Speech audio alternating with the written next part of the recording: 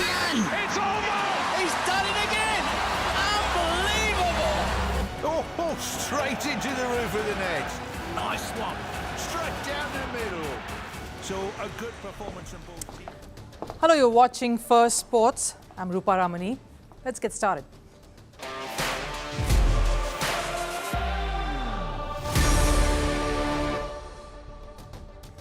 We've got an exciting lineup for you today at the start of the week. The New Zealand cricket team, both men and women, have scripted history over the weekend. The men's team beat India in India for the first time in over 3 decades.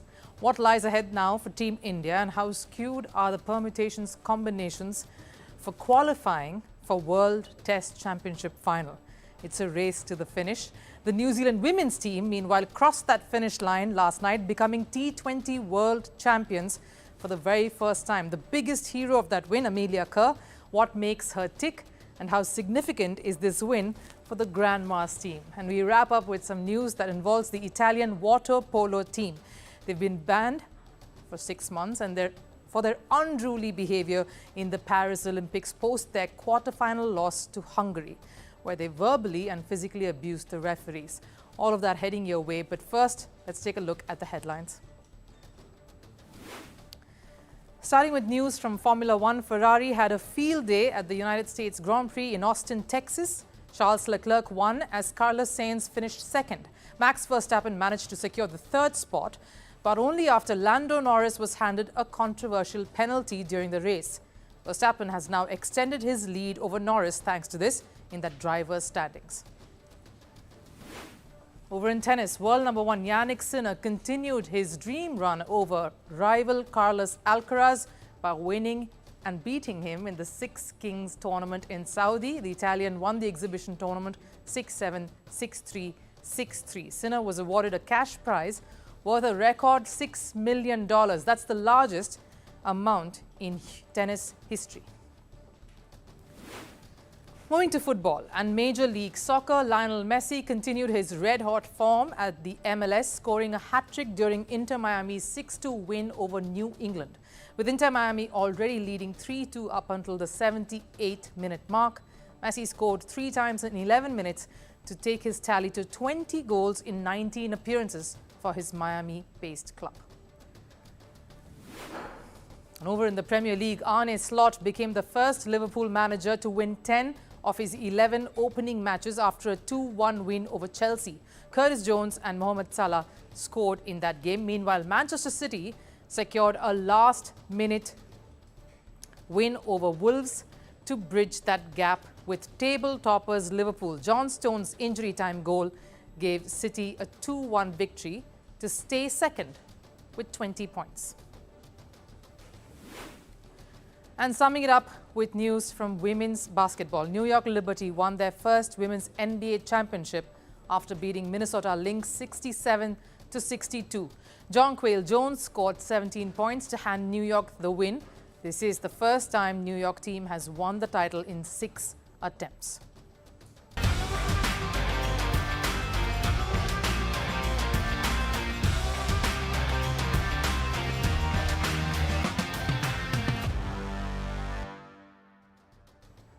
Yes, it's time for Quest for Queendom, and that quest got complete last Sunday. That's yesterday. Imagine your biggest dream coming true.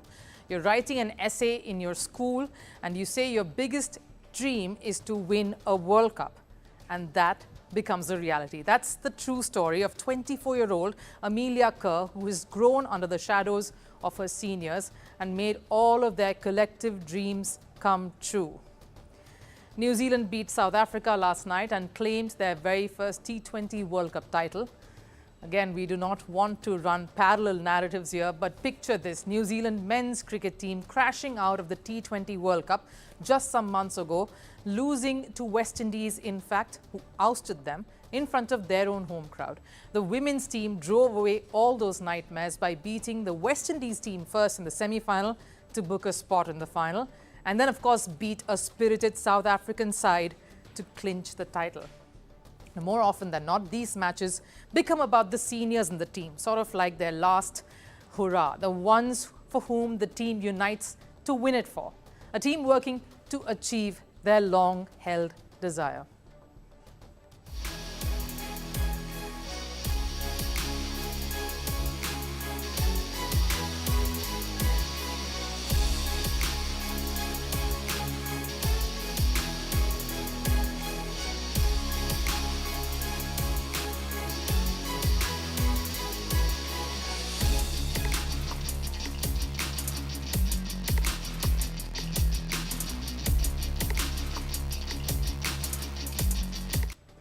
But first, this tournament will be about one young lady who decided before the tournament even began that this would be hers, that she would be the player of the World Cup, and she did it. New Zealand equals Amelia Kerr, and Amelia Kerr is all of New Zealand. She gave an all-round performance with the bat and ball, proving to be the key differentiator between winning and losing. Just this final alone, she scored 43 valuable runs batting first, and then of course took 3 crucial wickets, including that of the South African skipper, Wolvaardt, their top scorer in fact in that final, that really put the brakes and turned the tide in the favour of the White Ferns. She's the first to have won both Player of the Final and the Player of the Tournament awards as Amelia Kerr. I think for me, I was inspired to be a White Fern watching that 2010 World Cup, which Sophie was part of. From that moment, I was at the nets with my dad, pretending I was batting with Sophie and Suzie. Being on the team at such a young age and playing alongside my role models who have been so good to me, 2 of New Zealand's greatest ever cricketers, was incredible. Talk about a dream manifesting itself and talk about doing that yourself. That's truly a dream come true moment. And Amelia Kerr capped off that win by playing the guitar as her entire team stood around her singing a Maori song in dedication to their roots after what was indeed a historic win.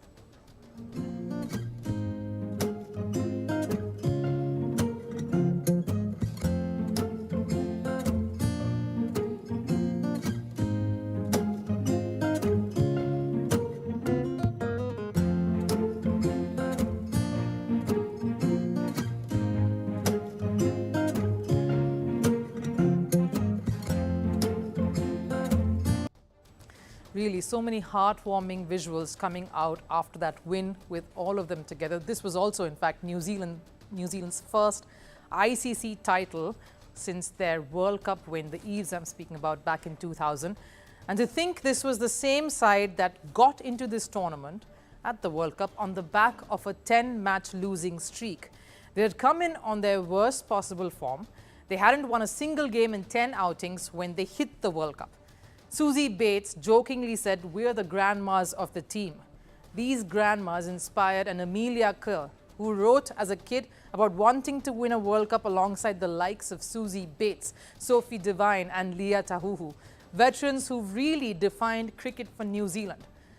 Sophie Devine, a top-notch leader. Suzie Bates, who surpassed India's Mithali Raj to be the most capped international cricketer. Tahuhu, who bowled that clinical 9th over in the final to really tip the scales in the favour of her team.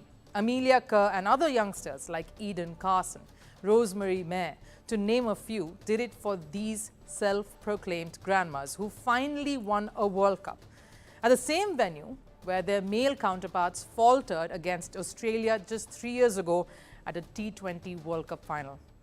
Sophie Devine and company rewrote history last night. Devine says that 2000 win was special because that ended up inspiring her and Bates and many other senior players to really replicate that and do that one over. She hopes that this T20 win will go on to inspire the next generation of wily, talented and superstar White Ferns brigade to do one better. New Zealand did the unthinkable by winning their first test match in India after 36 long years.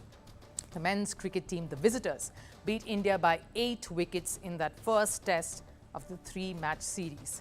Now, while many expected Virat Kohli to dominate at what was his home ground in India's city of Bengaluru, it was in fact a local boy from the New Zealand camp though, Rachin Ravindra, who was clinical in the rain-hit match.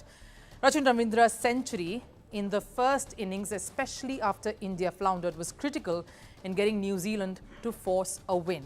And his match-winning performance earned him praise from the highest order.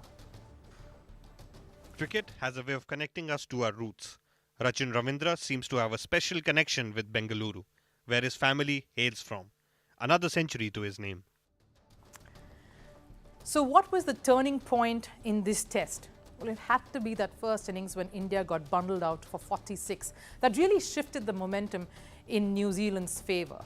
India's fight back in their second innings was not enough. The Indian batters tried to get the scales to even out with a valiant effort by Sarfaraz Khan, who notched up a maiden 100, and of course Rishabh Pant, who came back despite being injured and stitched a very useful partnership with Sarfaraz Khan.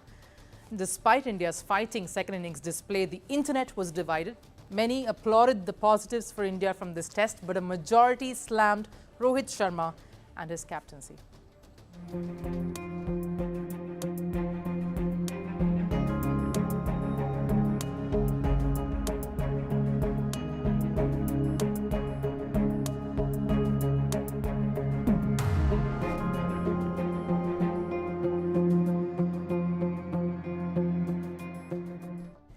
The skipper was primarily criticised for putting India into bat first on that sort of a track, something the captain took the blame for. Rohit Sharma came to that press conference at the end of day 2 and admitted it was a wrong call, and it was his wrong call. Now, it takes a lot to accept one's faults, which Rohit Sharma did. He took that bullet for the way the test turned out. And that shows a bit of character too. But he also gave a very key message at the end of that test after that loss. I'm not going to look too much into this test match, honestly, because those 3 hours are not going to dictate what this team is. I think it's important to keep a consistent message in the group, which is that whenever we are put under pressure, we try to make a way into the game in whatever possible way. Yes, that decision hurt, but he said that would not define the caliber of this team. Despite the criticisms, Rohit's message is loud and clear. He and his team are not thinking much about this loss. Many critics also slammed some tactical moves Rohit Sharma had made, which in hindsight, of course, did not come off. Sure, India were expected to beat New Zealand and at home, but given how India batted in that second innings, it proves that the Indian team is trying to stay positive even in the eye of defeat. Because the series is not done yet. The squads for the remaining 2 test matches have been announced. The Indian team has continued with the same squad, but the interesting addition is that of Washington Sundar. The reason behind that can be to add more batting depth to that Indian lineup, especially after Washington Sundar's recent performance for his state side Tamil Nadu. The all-rounder came in at number 3 and scored 152 runs in that innings. Valuable contribution that has clearly got the Indian selectors to turn their heads in his direction.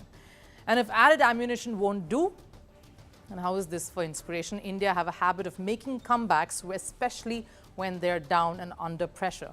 India lost the opening test against England earlier this year at home, only to win the 5-match series 4-1. Against Australia too, India lost the opening encounter but ended up winning the 4-match test series 2-1.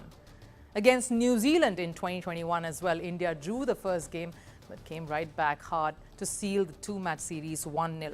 But here's the thing now, it isn't just about winning a series. That's not important. There's something bigger at stake. It's the World Test Championship final. A spot there.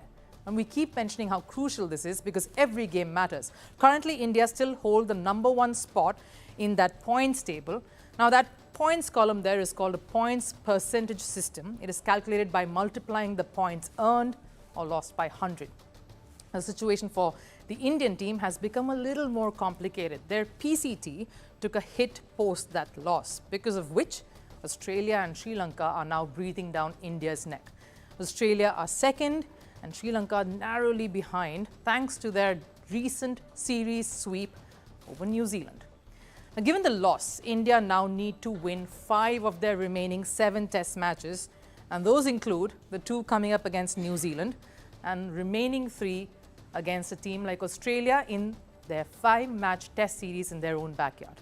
And we know how steep that climb is going to be. The next test between these 2 sides, which is India and New Zealand, is set to start on the 24th of October, and the Indian city of Pune. All eyes will be trained on Rohit Sharma and his side. Moving our attention to water polo and Italy, the team will miss being a part of the World Cup next year. They've been banned for 6 months by the Aquatics Integrity Unit, or the AQIU. Along with the suspension, the Italian team were handed a $50,000 fine. So why were they suspended? The team has been accused of verbally and physically assaulting the referees after their quarter-final loss to Hungary in a penalty shootout at the Paris Olympics. The Italians were protesting a disallowed goal by VAR after one of their players, Francesco Condemi, struck a Hungarian player. As a result of the VAR decision, Condemi was asked to sit out. Hungary had a one-man advantage that helped them draw the match in regular time and qualify for the semi-final after winning the penalty shootout. So clearly the Italians were angry. They voiced their anger by verbally abusing the referees during the match and even after they were knocked out of the tournament. But the matter didn't end there, in fact escalated further. The players confronted the match official later in the parking lot as well outside the venue. Now, in the past, we have seen players getting penalized or sanctioned for such acts. But this is one of those rare occasions where the entire team was getting punished. The main reason is that it wasn't just the players who assaulted the referees. The support staff had a go at them too, including the coach, Alessandro Campana. The coach, in fact, exacted the biggest damage. He even questioned the nationality of one of the referees and threatened him as well. What do you know for water polo? You are from Montenegro. Your career as a referee is finished. During high-intensity matches, it is common for players to lose their cool. But what Italy did here was not just question the referee's decision, but also physically and verbally assaulted them. The Italian team crowded the referees, in fact, so much so that the officials had to run away to save themselves. And what made matters worse was the fact that following this loss to Hungary, the Italians continued their grudge on to the next game too. This was for the 6th position and against Spain. The team turned their backs on their Spanish counterparts and the referees during the ceremonial presentation post that match. And while the Italian water polo team apologized for their actions later on, the damage was done. But what's shocking is the fact that Italy's sports minister, Andrea Abodi, still feels that the Italian side was justified in their outburst. This is what the minister seems to have said to an Italian media outlet. I believe that certain international organizations go a little too far and do not understand the state of mind of athletes who work for years to reach a goal that fails due to an error that has also been recognized. The behavior was not violent. It was firm. Abodi claims that the team's behavior wasn't violent but firm. Now, I'm not sure where does it say that intimidating referees is firm behavior, because clearly the Aquatics integrity team didn't view it that way, which is why Italy is paying the price for it. What's shocking, though, is that this behavior comes from a team that are not newbies or not a team that hasn't done well in this sport. They are a champion side. They've won the Olympic gold 3 times, have been world champions on 4 occasions, have a World Cup title in addition to their European Championship titles. They are a successful team when it comes to this sport. In the last edition of the World Cup last year, the Italian team finished 2nd. And the normal assumption from a champion side is that they will be better winners and even better losers. Clearly, that's not the case with the Italian water polo team. It is imperative that a team like Italy sets the right example. That's how the authorities would view it, not heckle the referee over a decision. Now, the fact that the decision led to their Olympic ouster is yet indeed heartbreaking. But clearly, that outburst only resulted in more anguish, which is the way the Aquatics Integrity Unity is using them as an example for the rest. Because if one team decides to go rogue in their approach and walk away without any punishment, then that just shows the authorities in poor light, which would have ended up being an embarrassment for the sport. Time for last serve. The tennis world has already swooned over the Federal combo, which is Federer and Nadal friendship, but now a new bromance is shaking the internet. Rafael Nadal and Novak Djokovic. The latest chapter was at the Six Kings Slam in Riyadh, where Djokovic asked Nadal not to retire. Take a look.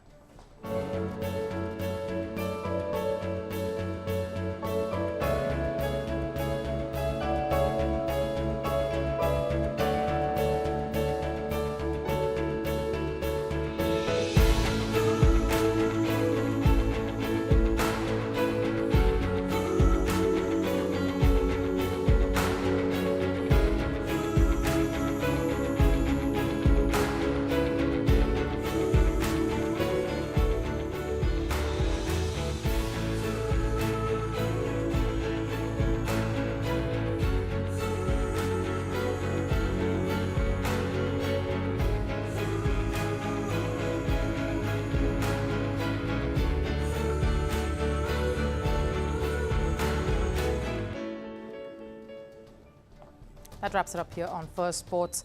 I'll, of course, see you again tomorrow. Till then, do take care. Bye-bye.